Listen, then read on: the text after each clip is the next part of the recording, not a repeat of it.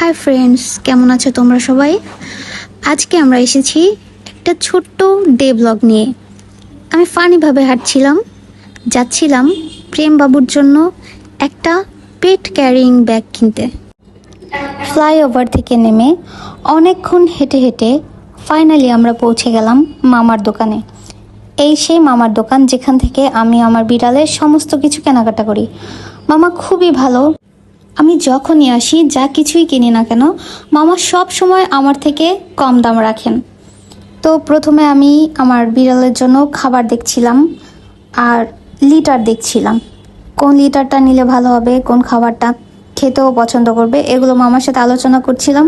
কারণ আমি সবসময় এখান থেকেই নিই, মামা ভালো জানে আমি কোনটা নিই, আমার বিড়াল কোনটা খায়, এটা মামার আইডিয়া আছে। তো আমরা কথা বলছিলাম, এমন সময় দেখি মামার দোকানে একটা স্ট্রে ক্যাট এসে খাবার খাচ্ছে। ওর জন্য আমার খুবই মায়া হলো। তারপর আমরা অবশেষে ব্যাগটা কিনলাম।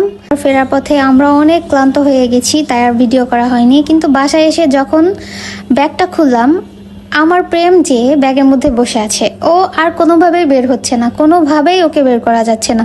ব্যাগটা ওর ভীষণ পছন্দ হয়েছে, ও তো খুব খুশি, আর সাথে আমরাও।